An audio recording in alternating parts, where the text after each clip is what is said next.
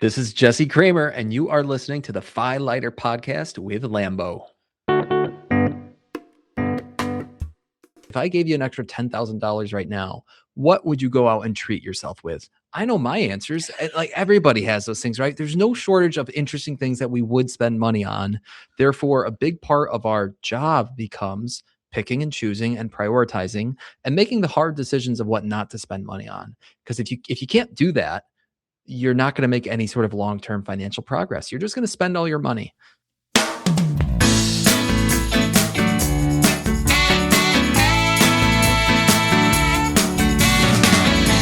Another day, another way. Sometimes the song beats the ground. Another day, yet another way. Sometimes the rain it falls on down. Another day, another setting for another way. Hello and welcome to the Filighter podcast. This is Paul, and I'm here with a very special guest today, Jesse Cramer.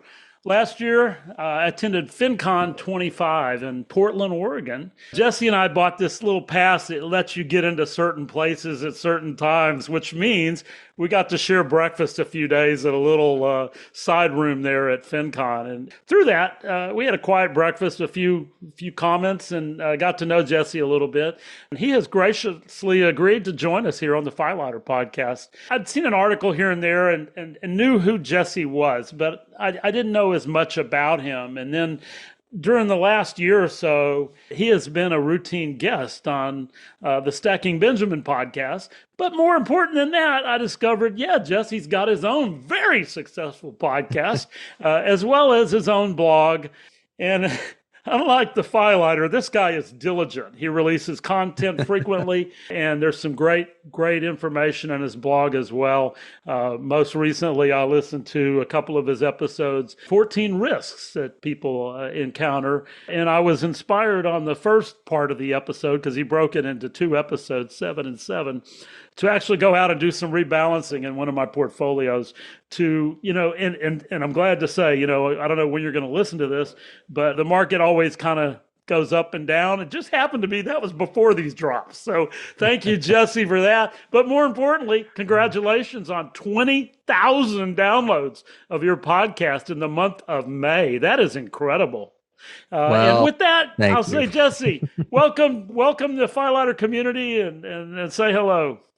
Awesome. Well, no, thank you. That was a very, very generous introduction, Paul. And glad to be here. And I really like some of these ideas you jotted down for our conversation today. And I think kind of no matter where anyone's coming at the FI community, retirement community, I think they're going to enjoy some of these topics that we're going to talk about. Yeah, me too. And I did do a little bit of looking back in your background, and I saw that you worked for L3 Harris Technologies.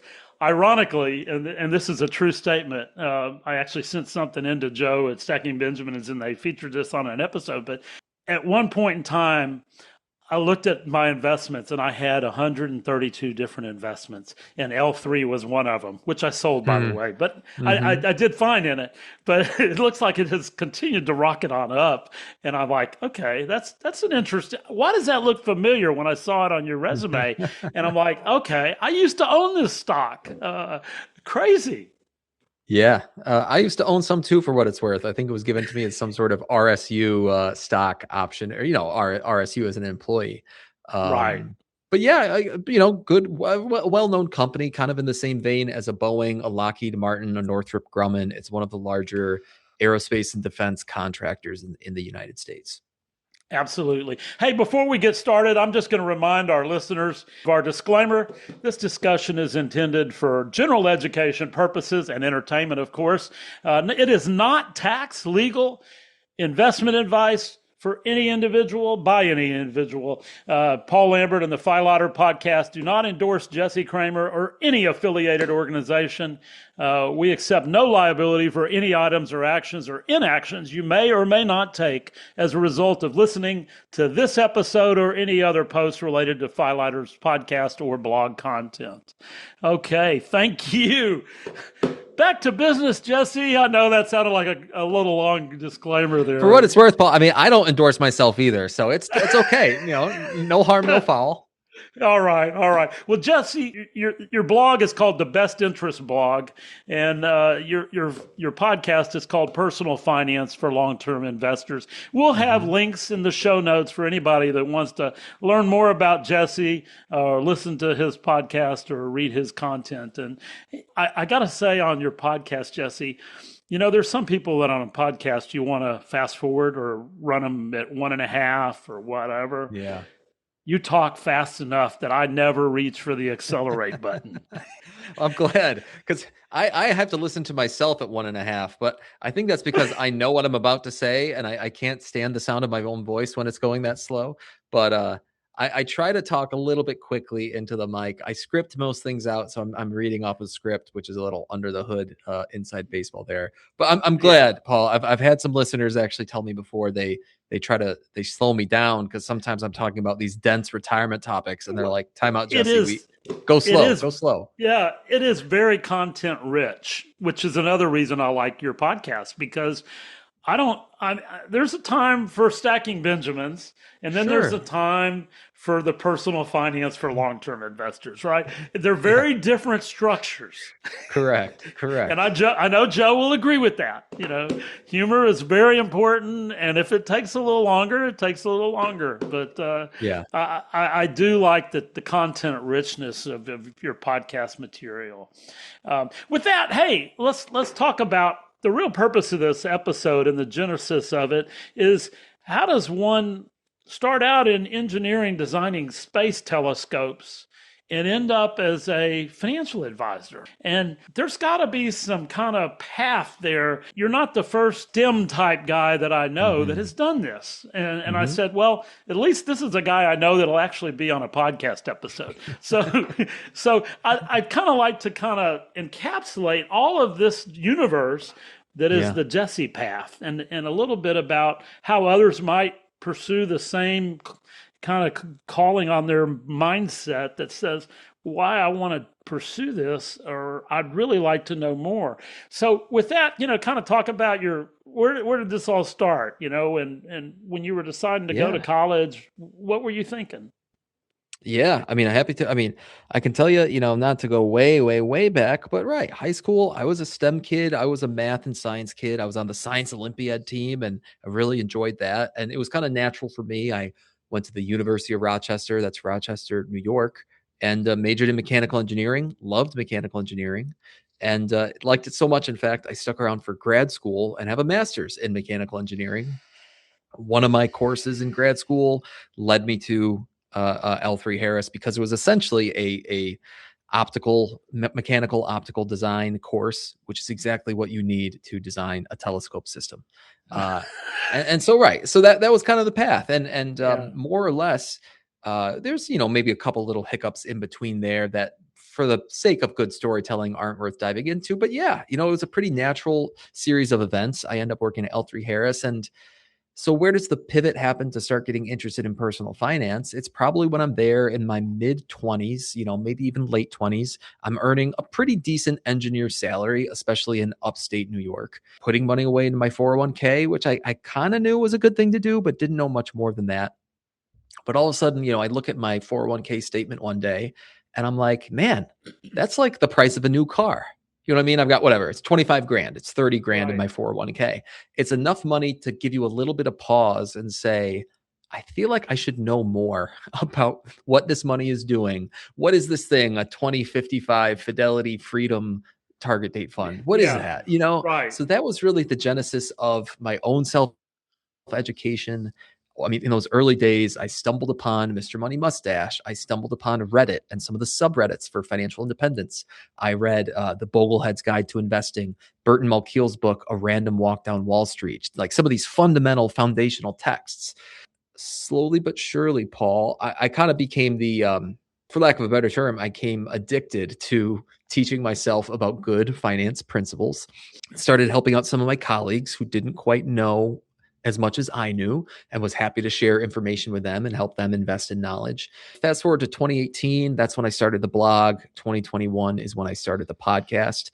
And more or less, I've been creating that content ever since. Wow.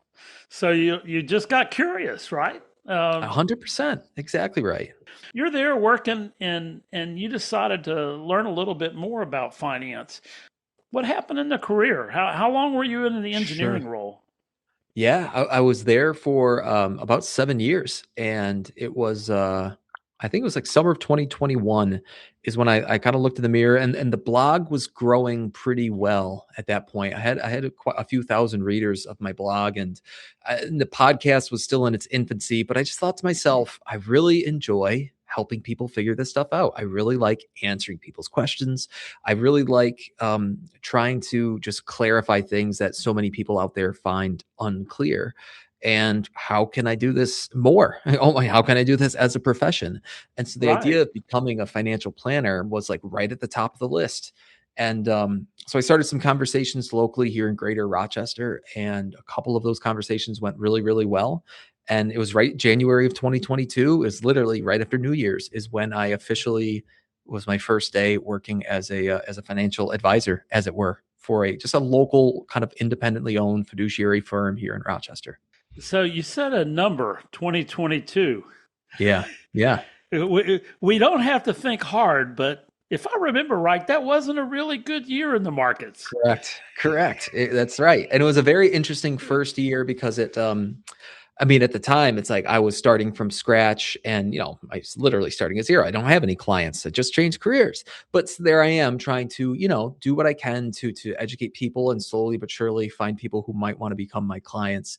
And meanwhile, right, the both the stock market and the bond market are performing poorly all around us.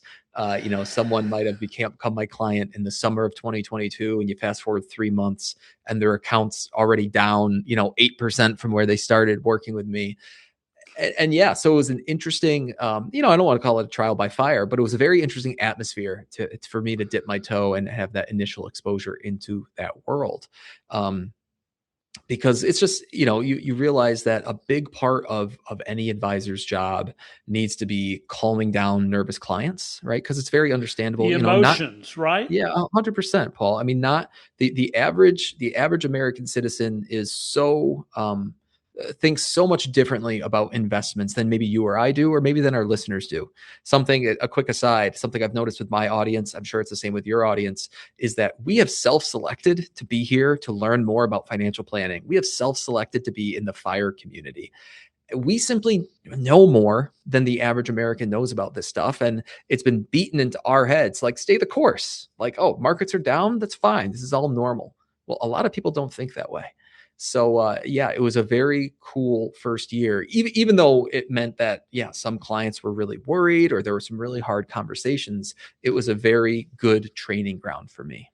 Yeah, I think talking people off the ledge sometimes, and Brad with the Choose Fi Hmm. podcast recently, you made the comment about we choose to be in this community, right? Yeah. And you're surrounded by a lot of people that when you wear a T-shirt like the one I have on that says VTSAX and chill, you know what that means, right? Well, Right. Right. Brad's point about going to his a college reunion or high school, I guess it was college reunion, and having Yep. people have no idea what the term financial independence even meant. And I do, I'm on the planning committee for my 45th high school reunion right now. And there are a few people in my class I know that listen to the podcast, but not a lot, not a lot Hmm. of them. A quick shout out to my buddies Tyler and Matt that were at my son's wedding this early spring, and they both came forward and told me, "Hey, we like your podcast, and we both bought a copy of The Simple Path to Wealth, Mm. and we're still listening to you." And I'm like, "Guys, you made my day." And this is a couple 27, 28-year olds, and so, and our audience, just so you know, is kind of a blend of people that are my kids' ages and people that Hmm. are kind of my age, which is, early 60s. So Hmm. anyway, continue on. So you're working in a down year, 2022, Yeah. learning the ropes. How do you talk to people about the stress of their portfolio going down, but you're doing the right things, or hey, your dollar cost averaging, or all these kind of things. So you're learning, I guess, the tools of the trade at that point. So take us Yeah. forward from there.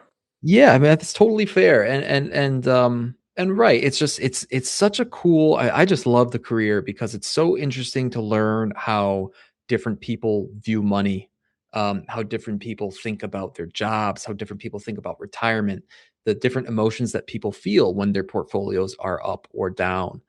Different definitions of risk, right? I mean, speaking of, just speaking of the FI community, it's like one day I'll be talking to one of my clients who's from the FI community. Let's say they retired at 48, they're an early retiree, and well, maybe I want to ask them because it's a newer relationship with them as a client, and so I'm like, what's your risk tolerance? And they're like, well, we're pretty conservative, we're only 90% stocks. It's like, okay, right? So, maybe compare Yeah, yeah. in the FI movement, 90% stocks and 10% bonds is like, wait, you own bonds? So Uh, right, that some people think that way, yeah. whereas other people would be like, well, we're pretty aggressive, half our portfolios in the stock market. So it's just so funny how, like, right, there's just such a wide spectrum of how people think about money and think about taxes and think about all these interesting, complicated topics.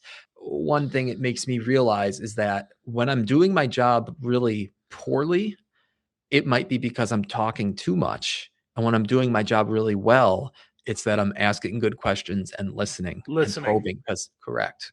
Because people will tell you if you ask them good questions that I will be able to learn a lot about how someone thinks, about how they feel about money. And it helps me make better decisions on their behalf because I know them much better. Yeah, I think the listening skill is an art that we could all improve on. Mm-hmm. But you said something that piqued me here is the career itself lends itself for you to have a lot of relationships with a lot of different people, and we kind of get in our own sounding chamber in a corporate environment where we see the same people every day. We talk to them at lunch or share information with each other, but that's a vacuum. I mean, that's a Mm-hmm. limited world, and you have the benefit of having clients that are across the spectrum, age wise, career wise, probably location wise, and it gives you a little view of different cultural slices of America. Totally. Yeah. I mean, one of the cool things is, I would say at this point, 90% of my, not of my current clients, but 90% of the new people who approach me wanting to become a client of these new prospective clients, 90% are podcast listeners, right? So the podcast audience knows no geographic bounds. So it really is. I'm getting to meet people from all over the country, have really cool conversations. They have different career backgrounds. Sure, many of them share certain things in common, probably with your audience, right? These are people from the Yeah. the fire movement. These are bogleheads. They've saved and invested really Yeah. intelligently. Yeah. But still, it's a lot of it is a diverse set of conversations. You said something there that I know you probably do because I've done it with my podcast, and it's look where your listeners are by country. Yep. And Yep. I found that there was a couple European countries that, for whatever reasons, I had a lot of listeners in those countries, and I had no idea why. I knew a few people that lived there. Is it interesting when you look at who your followers are, listeners are? It is. And one of the cool things is right, depending on whether it's like I think my podcast host has some pretty cool data. Sometimes I wonder, for example, it will be like a clutch of listeners in Vietnam, right? And on one hand, you might be like, well, I probably have some Vietnamese listeners. But actually, what I think it is, I think it's fire expatriates. I think it's people who are Yes. fired living overseas. And they like my podcast, and so they're tuning in from those faraway countries. And then it's always funny too that again, this is a little inside baseball, but sometimes I'll get an email from some podcast support business when they try to rank different podcasts, and they'll be like, "Jesse, you're the number 8 investing podcast in Yes. Yugoslavia," which I don't think Yugoslavia is a country anymore, so Yeah. probably a bad example. But there's some faraway country, Yeah. and it's Yeah. like, Yeah. whoa, apparently there's people listening to me there. So it is funny to see the spread. There's a big global spread of people tuning in and hungry for this kind of education. Okay. So we kind of skipped over it, but when you were working in the engineering field and you said, "Hey, I want to be Mhm. a financial advisor," what kind of education requirements, what kind of preparation did you make to move into that industry? Yeah. So, I mean, the education requirements, it looks different to different people. One of my listeners reached out to me last week, and I think she's probably a 24-year-old engineer who kind of realizes she wants to make a change. And in her defense, she's like, all I do, Jesse, I just manage my own stuff. She's like, I have no other outside credentials. What should I do? So the thing that she and I spoke about was, well, if you're really, really serious about it, you should probably pursue your CFP, Certified Financial Planner accreditation, because it's about as serious as it gets if specifically you want to help families with their personal wealth. Right. It's kind of like the equivalent of maybe 3 or 4 college courses. It takes a lot of people more than a year to get through it. So it's a pretty serious curriculum. Now, in my case, I kind of was able to get away with less than that at the time because I'd done a bunch of self study on my own. I had a pretty good audience built out already of people who I could just talk to. And again, many of them ended up becoming clients. So the bare minimum that you need is you need to pass some of these tests that some listeners might have seen before. Series Series, X, yeah, right? yeah, Exactly. Series Series 65, 7 or Series 7, 65, yeah, Series yeah, yeah, 63. So yeah. depending on where you want to end up, whether it's a Merrill Lynch, Morgan Stanley, or whether it's an independent firm, or whether it's a Fidelity, they might have a slightly different requirement on which of those securities tests you have to pass. But as soon as you're working with a client who's paying you money to give them investment advice, that is the bare minimum threshold. Right, right.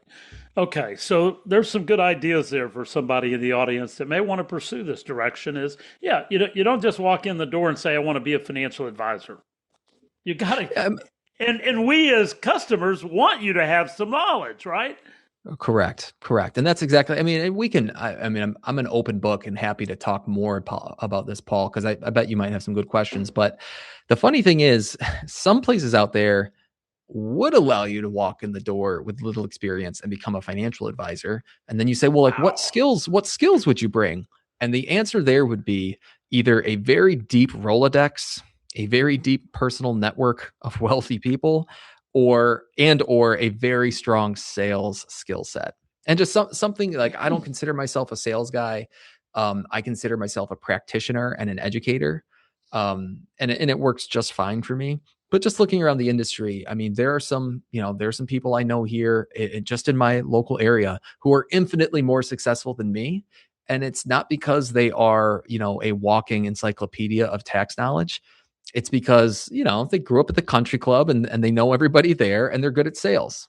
Yeah. So I think from the consumer side, it's just good to be aware of that. It's good to be aware that I'm a little biased, of course, but I would wager the average consumer would prefer a really good practitioner over a really good salesperson. But this is an industry where sales can get you really, really Emotions far. matter, Yeah. I, Yep. I mean, you're a likable guy, Jesse. And I say that sincerely. Okay, you're a likable guy, and you sitting across the table, selling the opportunity to be a client. I'm a buyer, right? I'm a buyer. Well, So, I but appreciate that. I but appreciate that. that can happen, and I think when people let their emotions drive their decisions too much, they may end Mhm. up making some bad decisions. And it is, I think, your point of I'd like a practitioner that really knows technically what he's doing, what matters, what's the tax angle, what's the estate planning.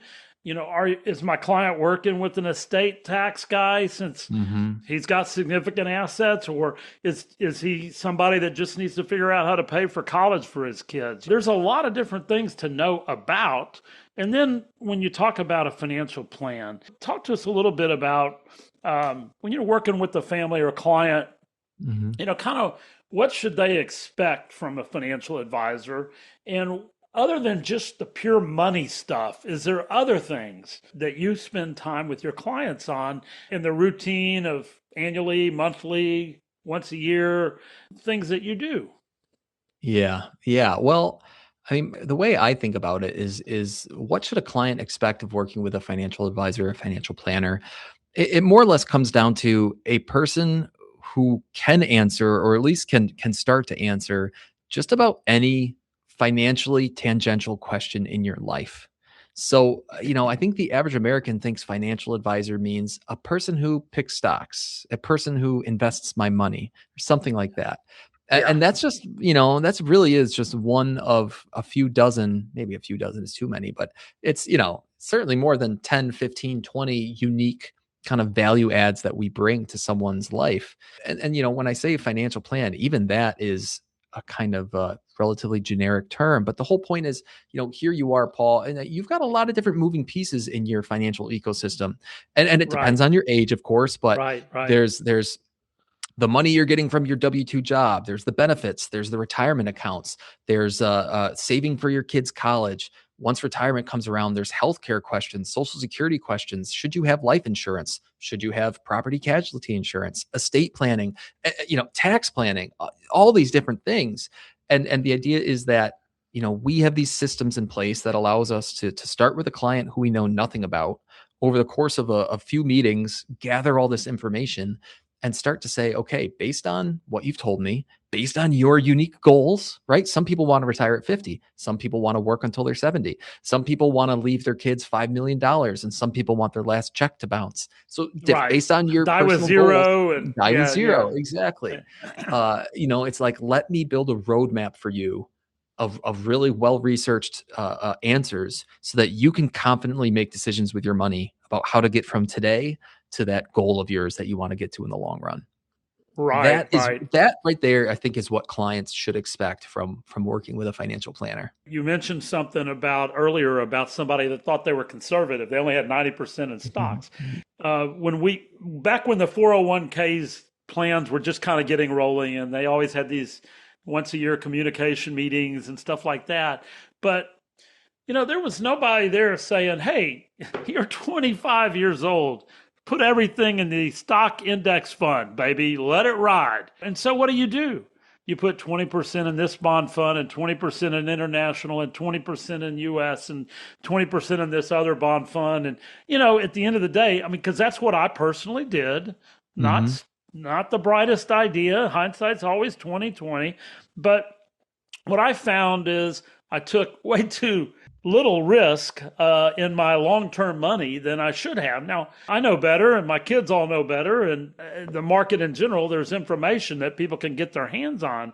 But, pre-internet, you kind of just had almost nothing to go on other than those communication meetings that happen once a year, and a high-loaded fee mutual fund guy presenting, and the 401k plan options not having anything that was less than 1% by any means of fees. And so it was just a very different ball game than it is today. Mm-hmm. People can find out information today, can't they? Yeah. Well, and you hit on something there, Paul. It's just interesting. This is probably just something that most people aren't aware of, but just the history of the investment management and wealth management industry, so to speak. Like, you go back to the 1960s and you say, if you wanted to be an investor, well, sure. Well, how do you just go buy stocks? You have to go through a broker. I mean, that was the answer, right? Nowadays, Paul, it's like you and I, we can log into Vanguard, Fidelity, Schwab. We could make all of our trades essentially for free. We could invest in, right? I see you holding up a cool book there, the Trillions book by Robin Wigglesworth. But, the idea is that today's world of investing and financial planning and these kind of topics looks starkly different than it looked 50 years ago. And Absolutely. your story kind of harkens back to a time where and in some quarters of America, we're still in this time where, right, there's a sales guy in the break room, basically, hey, he's selling for his livelihood here. You try not to begrudge a person who's putting food on his kid's table, but at the same time, is the thing that person is selling what's best for you and your colleagues, Paul? And the answer is absolutely not. Both my parents were public school teachers, and so I've got a really soft spot for school teachers. And the average public school 403B retirement program here in America is a shame, because basically these school districts allow insurance salespeople to bring donuts into the break room and stick all of the teachers into annuity products.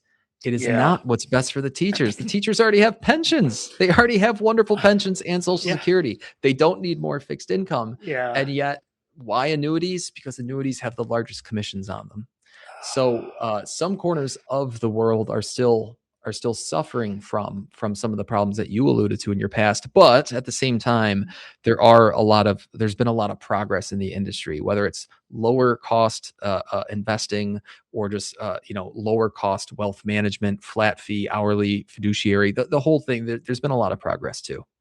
Yeah, absolutely. I too have a soft spot. My youngest son is a school teacher. He teaches Mm, seventh grade science, and yeah. um, I will say he's savvy. But you mentioned the word or the number 403B, and the Hmm. regulations on a 401k and a 403B are different. Right. And the types of investments, and there's a lot of things that are just not as robust for the participant in the 403B as they are in the 401k, just purely through legislation and regulation and things. But I hear you, because I also have a parent that was, counsel into an annuity with some of their 401k when they left an employer, and it's not something they needed. But I have a life insurance product, a variable, a whole life policy that I'm not proud of.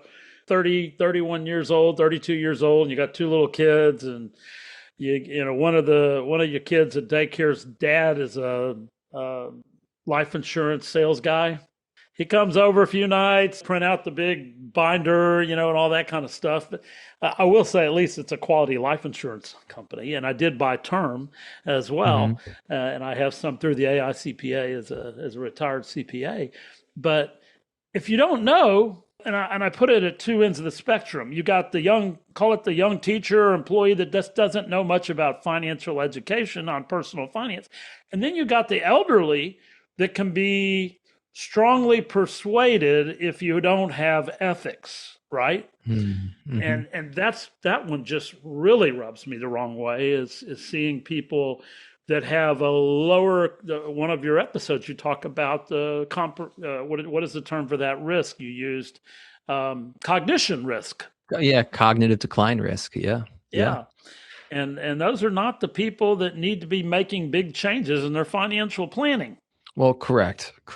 And yeah, I mean that's this conversation there is a point where you say, well, this is no longer about good and bad business practices, and it starts to slip into just ethics, as a side Yeah. conversation. And Yeah. and I mean, one of the issues I've this realization came to me years ago, and I was actually happy to hear someone much bigger and more well known than me had the same realization kind of in parallel, and I was happy to hear them say it.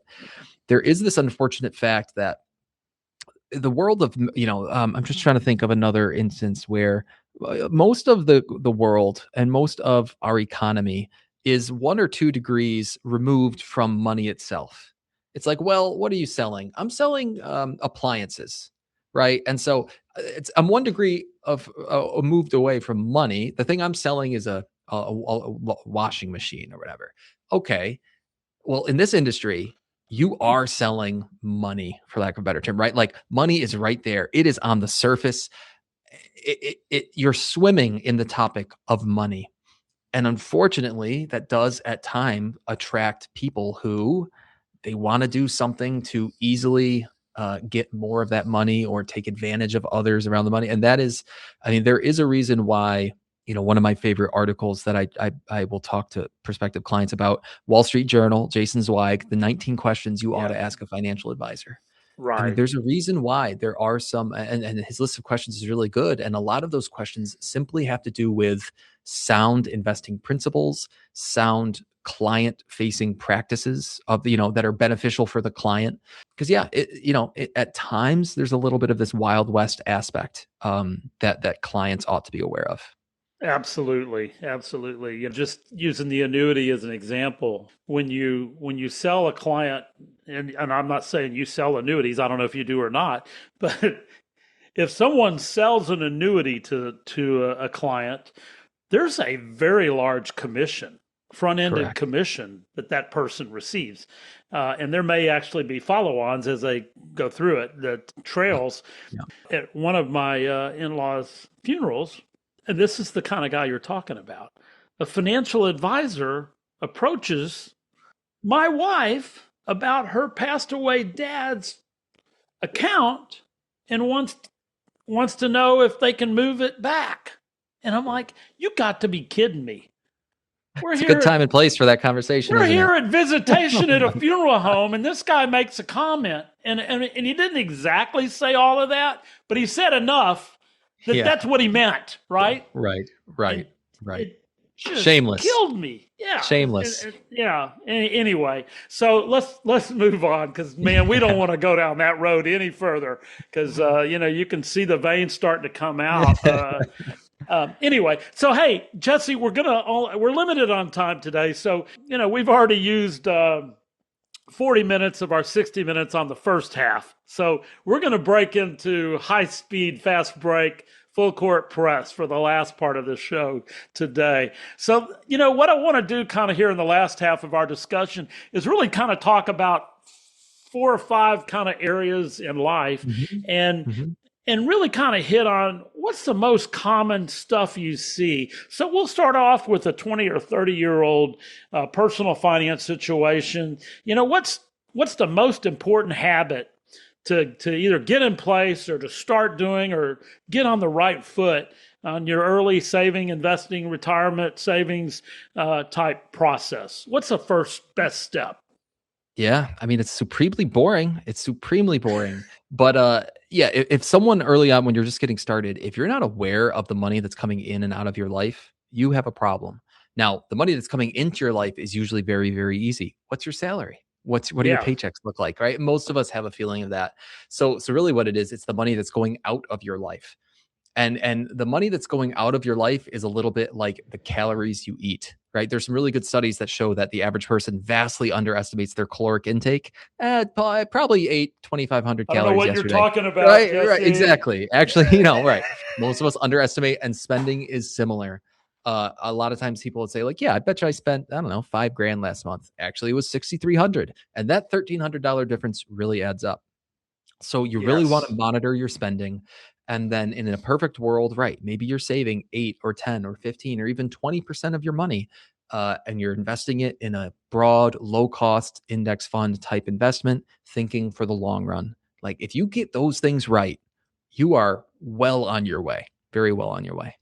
You said something there early on. If you put money into a retirement plan, and I'll just spend a few seconds on this because the markets over the last 20, 30 years, if I was putting it just money in the S&P 500, and you can find calculators online, I'll try to put a link in the show notes to one, but you find a calculator online and look at the S&P 500, and if you just put 5, 10% into the S&P 500, how much it grows. Time equals money in the financial life cycle, right? If you give them the money and you let it sit there for some time, it's going to be a big pile of money. And anybody working in a company with a 401k plan that has a nice match, if they just have some discipline to put money in those retirement plans, they will be millionaires. I mean, if you just do that over time, and dollar cost average your way through your working career, it turns into a lot of money. And actually, you wrote a post on this, I think, recently. Yeah, I think there was probably a recent one. Was it the one about Yeah. weight? And yeah, exactly. So that was an interesting one where it's just, yeah, I was sitting there thinking to myself, Paul, the difference between eating 5% Yes, too it was a many 10% calories. weight deal because I'm Exactly. tuned into that. I It- actually did the math on my own weight after right. that. If you look at the difference, basically, if you eat 5% too many calories per day, you're going to gain a pound a month, just 5%. And if you cut back and you eat 5% too few calories per day, you're going to lose a pound a month. And the math is pretty stark there. And similarly, if you look at a person who's saving 0% of their money, well, in the long run, they'll have nothing to show for it. If you just dial that up to 10% of their money, I think the easy math I found was if someone starts doing that in their 20s and they retire in their 60s, it's just saving 5% or 10% of their money rather. By the time they retire, you could easily make the argument that they'll have 15x, 15 times their salary. That's a lot of Right. money. So it really Right. just shows the power. It's not the power of saving 10% per se. It's the power of saving 10% for 40 years. That time is the powerful part. Absolutely. And there was a nuance to that I want to drill into a little bit is when you're just starting your career, you don't have a lot of money, and you got expenses like car and housing and food and all those things, and there's not as much buffer. I call it the gap, mind the gap between what you make and what you spend, right? But if you decide, well, I'll get around to saving, I'll get around to saving later, and later is usually, I know you're drinking water, so you would be saying the word never, right? Later, oh, Late maybe it's not never. never. Yeah, but I wrote a blog post and talked about the early Filighter versus the later Filighter, and it was like an order of magnitude. If you wait till you're 40 versus starting when you're 20 or 30, Mhm. the amount you have to save to get to the $2 million mark by the time you retire is is exponentially higher because it's a It's compounding literally curve. correct. Yeah, It's literally exponentially higher because compounding is an exponential function, literally. So absolutely, absolutely. As my son said, that's an MD PhD that knows a lot more math than me. He says calculus is just about curves, Dad. And I'm like, well, no wonder nobody understands it, you know. yeah, he's not But wrong. I nobody ever told me that. Like it was just calculus for me. But the reason you learn it is I had to do all those graphs and stuff, and it's like now it all starts to make sense. But yes, that curve does exponentially grow. So let's move on to kind of like midlife. You kind of got past you're 15 years into your career. Your kids are Yeah. getting older. What are kind of some of the big challenges that people have personally in their finance at this point in time? Yeah, I mean, one of the big ones when I think of, yeah, that conversations between people say 35 and maybe 50 is just that life really does get expensive. And okay, not to say that life isn't expensive if in your 20s it is, but you mentioned your question there, Paul, there's kids maybe, right? Yeah, Education costs, which education connotes that there's probably some children involved. Like life can get expenses. You think, oh, maybe we want to move into our quote unquote forever home. right. We want to save for the kids' education. We want to put the kids through T-ball. Life just seems like, and then at the same time, you see other people around you, and this is just something I observe where, we've got friends who are taking trips to Europe, and we've got other friends who are buying a little cottage in the Finger Lakes, and these things just at some point you say like, well, you really just have to pick and choose. Maybe is what it comes down to. Um, and because meanwhile, in the background, you still should be saving for retirement. You should still be kind of trying to implement some of these basic principles that we talk about here today. Time is short. That's the other thing. I feel like I have a lot less time now that I have two children than I did before.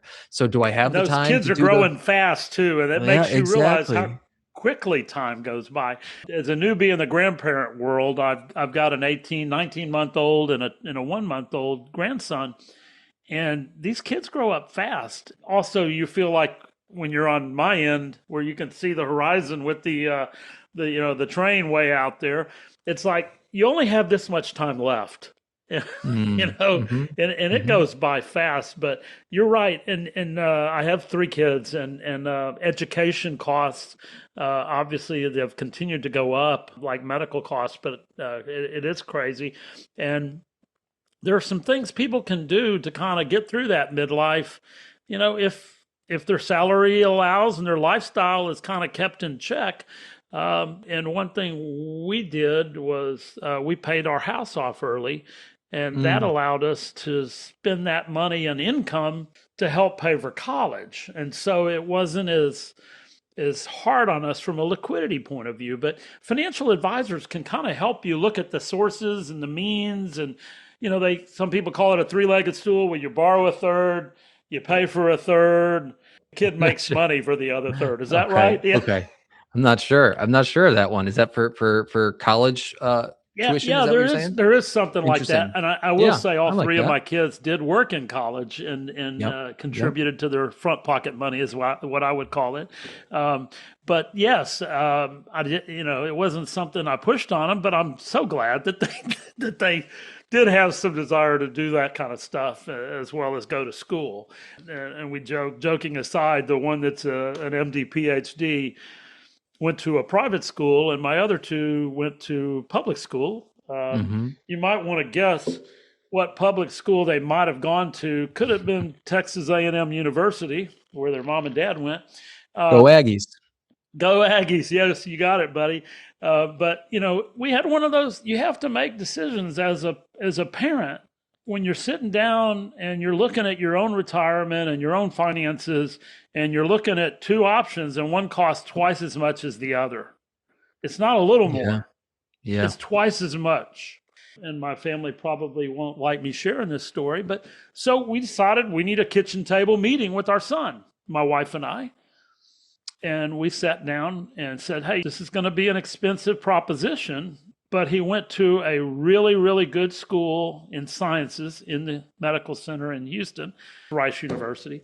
Hmm. Um, and it was an opportunity because he was very committed to the pursuit of science and medicine, essentially.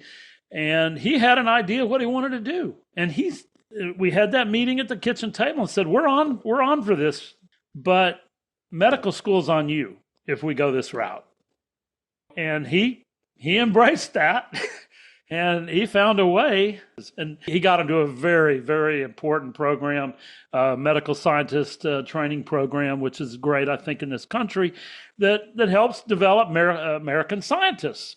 Hmm. And now he's about almost a second year resident. My whole point of this long story is you got to make decisions on what's a priority, and that's true for finances, right? Oh, absolutely. Absolutely. There's now more than any time in history, there are competing forces for your spending dollar, right? I mean, who doesn't have something where if I gave you an extra $10,000 right now, what would you go out and treat yourself with? I know my answers. Like everybody has those things, right? There's no shortage of interesting things that we would spend money on. Therefore, a big part of our job becomes picking and choosing and prioritizing and making the hard decisions of what not to spend money on. Because if you can't do that, you're not going to make any sort of long-term financial progress. You're just going to spend all your money. So it really is that is a good anecdote because it comes down to making the hard choices. Well, we're almost out of time. I did want to touch on the other segment of my audience that's closer to retirement or in retirement Yeah. is the complexities that you face kind of as an early retiree slash Yeah. retiree, and why even then it might even be more a case to find a financial advisor that can really help you through the processes at that point in your lifestyle. Yeah. I mean, in my experience, and at this point now, I basically my practice is entirely focused on retirement planning. And there's a few reasons why, but one of the biggest ones is I just think it's the richest set of problems. It's the most interesting set of problems that the average person is going to face at any time in their life, financially speaking. And there's some corner cases, there's some niche cases where you'd say like, well, what about business owners? Isn't when a business owner selling the business and like, right, business owner selling a business that might be more complex. But for the average American, planning around retirement is likely the most complex financial situation they're ever going to face. I forget if we were on air or off air when we were talking about this, Paul, but you think about the balance of do you have enough invested? Is it allocated correctly between stocks and bonds and everything else? When should you take Social Security? When should your spouse take Social Security? Have you planned for health care, especially if you're retiring before Medicare, age 65? The list goes on and on and on. You used a good analogy earlier, Paul. My analogy is a spider web. It's like a spider web where, if you ever see a fly land on a spider web, it sends this vibration through the whole web and the spider knows what's going on. But the idea is you can pull on the web over here and you might be totally unaware of some of the interactions that are going to occur on the other side of that spider web. Retirement planning is the same way, where the person who doesn't know any better might be like, great, I'm going to take my IRA and convert it all to Roth. Roth conversions are a good thing. Okay, if you're going to do that, do you realize how much taxable income you just injected into this year? Do you realize that's what that's going to do to IRMA? Do you realize how that's going to affect your Social Security taxability? Everything's connected, and it's a really cool puzzle to solve. Maybe it's the engineer in me, but still, there's a lot of really cool stuff for retirees to think about. And right, if you're ever going to engage in a financial planner with a financial planner, doing it for retirement planning is probably going to be the time. I think there's a lot of value in the statement you just made. Just to give an example, the word IRMA, it's an additional Medicare premium, right? Mm-hmm. And IRMA uses your income 2 years before you're starting Medicare to calculate whether you will have to pay IRMA. people may not even realize that their income when they're 63 affects what Medicare is going to cost when they're 65. Correct. Or Correct. if they have a high income at 63 and 64, it's going to affect 65 and 66, right? Yeah. Irma's also a cliff, Paul, as you might know, Yeah, right? Irma's a right. cliff. So if you go $1 over that cliff, your monthly Medicare cost probably just went up by about $100 a month. Right, $1 right. extra in And income since I costs you researched it $1,200. Yeah. just yesterday, I'll tell you, there are layers of Irma that, the Irma love can happen at higher levels too, right? Yeah, Correct. that $1 Yeah. costs you more, but let's say you do a Roth conversion and it pushes you up into the third, fourth tier. It's thousands of dollars extra a year, and Correct. and that's just one of the little mines you may not know about that's laying out there in your early 60s, and they continue on up. Let's say 75 is when I've got to start taking RMDs based on my Yep. age. Yep. In the financial community, there's a plethora of YouTube videos you can watch about Roth conversions, about doing them. There's about 9 out of 10 say, do them, do them, do them, and you're going to be crazy if you don't. And then there's 10% maybe that say, maybe a Roth conversion is not that big of a deal. Maybe you don't need to do a bunch of those. Sean Mullaney was on the previous episode. We talked a lot about tax planning and strategies, and there's a place for opportunistic conversions, and that's kind of the sweet spot where I want to be. I want to get the most bang for the buck. I don't want to be crazy. It goes on as we wrap up here. Let's hit on a couple. Let me just rattle a few of these things off that you need to consider right at this retirement age zone, just because I'm personally aware of these things. But tax optimization, ACA plans, and being able to get premium reimbursements or credits. IRMA, as we talked about, doing Roth conversions or not doing Roth conversions. Social Security strategy. You've done entire episodes on these things, maybe even multiple episodes on some of these topics. But everybody's got an opinion on Social Security strategy for singles and for married couples or otherwise. My wife will take it early, and then we'll take mine at 70. So if I die, she'll get a larger, payout. She'll have my Social Security as a surviving spouse. RMDs, required minimum withdrawals. Those affect people when they get up in their years. QCDs, if you like supporting a charity, taking a qualified charitable contribution directly from that pre-tax money, where the charity receives 100% of the dollars, you get that counted as your RMD, a portion of your RMD. Legacy planning, what do you want to do in terms of leaving, assets for your children or for other organizations?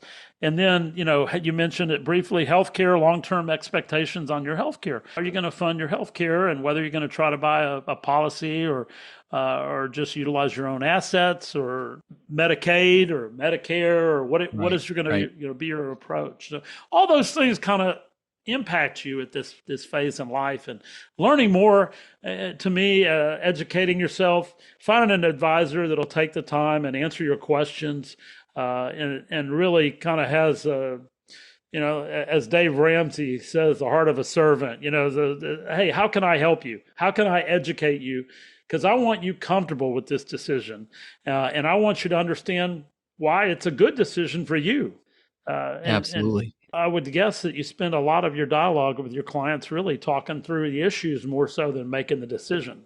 Definitely. You're right. Correct. Because I want my clients, and I'd argue any good planner wants their clients to be educated and confident in the decisions that we make as a kind of a tandem. And it's like, sure, I'm the one who's maybe driving the bus. I'm the one who's leading the conversation. I've got the expertise to synthesize all their information and tell them what I think. But what I don't want to have happen, because it's a little scary, is someone to kind of nod along while they're in the conference room with me, and then as soon as they leave that door, say, I really don't understand why Jesse said what he said. Like, I've got this takeaway piece of paper that tells me the things he said and tells me the decisions that he thinks we ought to make, but why? It's like, in a perfect world, an educated client is an important thing, is a good client. And part of my job is to, with that education, I think comes a level of confidence of like, right, now it makes sense. Now I understand why my spouse is going to take Social Security at 62, but I'm going to delay till 70. Now I get it. So, once you reach that, that's a really important kind of level of understanding that I think the average retiree probably doesn't have, but my goal is Yeah. to inspire that level of understanding. Right. I think you've referred to um, Mike Piper. Mike. Yeah, Yep. and Yep. yeah, I've used that site several times and actually watched some of his Boglehead presentations. He's a great planning guy in St. Louis, I Very think. Right. much. Very much. I Yeah. actually don't know where he's located, but he's at the top of his game. He's very, very sharp. Okay. As we wrap up, the last thing is nothing's free in this world for financial advice, right? Sure. And there's a lot of different models. There's assets under management. There's one-time fees. What do you like to see? Hmm. And how are you structured in the practice that you're in? Yeah. No, it's a good question. Yeah, I mean, the I wrote an article a few weeks ago about all the different fee models and definitions, and at the very least, I think it's important. I'm a little biased, of course, but fee only is a very important term because it means that there aren't any sort of hidden commissions or hidden sales loads. It literally means that the only compensation an advisor is getting is the fee that you, the That you client, are pay. paying them. Yeah. Correct. So fee only is important. Now, within the world of fee only, as you just alluded to, Paul, there's AUM, assets under management fees. There's also, say, a flat fee or an hourly fee. Yeah. Now, AUM certainly gets the worst rap of the two because a lot of people might be out there saying, and a 1% AUM fee is very, very common. It's kind of the industry standard. Someone's doing the math and they're like, well, I've got $5 million. 1% of that is, whoa, 50 grand a year. That's a lot of money. So the issue though is it's one of my colleagues actually uses this as a hypothetical. He says, Paul, if I offered you a 0.01% AUM fee, would you want to work with me? That's 1/100th of a percent. That's even cheaper than Vanguard funds, right? Vanguard Yeah. charges like Right. three. So and it is interesting that mutual funds all charge AUM fees. So his point is that yeah, maybe the AUM fee idea isn't perfect, but really the imperfection is just the size, the sheer magnitude of 1%. 1% really adds up.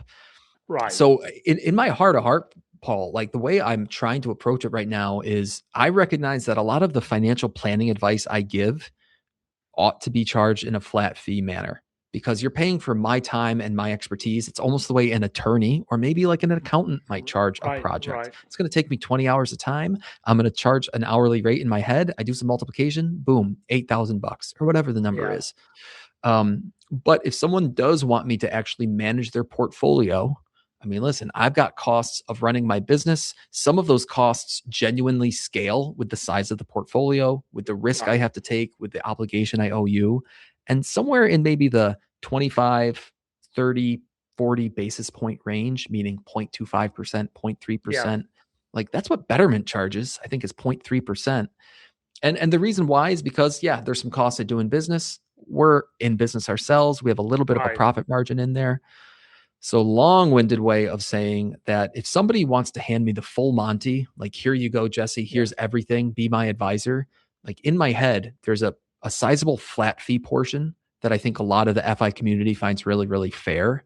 But then also I say, well, some of my work scales with the size of your portfolio. And the only fair way for me to charge you is via an AUM AUM. fee, but a small one, but a really small one. Yeah. And so far, a lot of my clients have found that agreeable. So that's kind of a hybrid, right? Where there's, Yeah. Yeah. kind of a service, if they have you retained for ongoing basis, it's like a quarterly fee plus an AUM kicker. Right. Right. Right. Yep. That Yep. makes that makes a lot of sense. I hear you, and we don't expect you to work for free. You got two kids at Right. home to feed, and you got to keep Correct. a roof. I want my financial advisor well fed and well housed, and Yeah. then he can focus on my client needs. Right. But I'll say this, Paul, and this will be the last thing I say because I think I've written 3 or 4 proposals this week to potential clients, and to a person, our proposed fee comes in at about half of that 1% fee.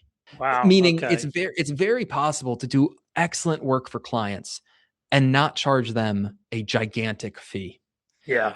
Some of that comes just down to, so anyway, it's very, very possible. And it's something we're trying really hard to do. And we think we do good work, fair work for a fair fee. So I'm not going to see you roll up in a bi-turbo G-Wagon when you come to my client meeting, right? I'm driving a Hyundai, baby. That's my man. Jesse, I want to wrap up this episode. I really appreciate you spending time just kind of chewing the fat and telling us a little bit about your path in life and how you became a financial advisor and how others might want to pursue that same aspect. Certainly, they don't have to do anything about making space telescopes along the way. They can work on passing those accreditations and becoming a competent and confident financial advisor for their future clients. Thank you again. Is there any last thing you want to add, Jesse? Or Thank you so much, Paul. Really appreciate it. I think if anyone wants to learn a little bit more about, personal finance for long-term investors, you're here listening to a podcast. You can check out my podcast anywhere you're listening. And I think that's a little good introduction into some of the work I do. yes, that's the personal finance for long-term investors. You will see a link in our show notes. And check out Jesse's blog, the Best Interest Blog. What a play on words, Jesse. You were an engineer when you named it, right? Yes, sir. Well, good luck in the future, Jesse. Thanks again for spending time. This is Lambo on the Filighter podcast. I do want to say, remember the Filighter disclaimer. This is not professional advice. Get your professional tax advisors and financial advisors if you have any questions on your financial situation personally. And I will say, the Filighter podcast music by MJ Torrance. The song is Another Day. Give it a listen. And thanks for joining us here in the Filighter community. And we are out.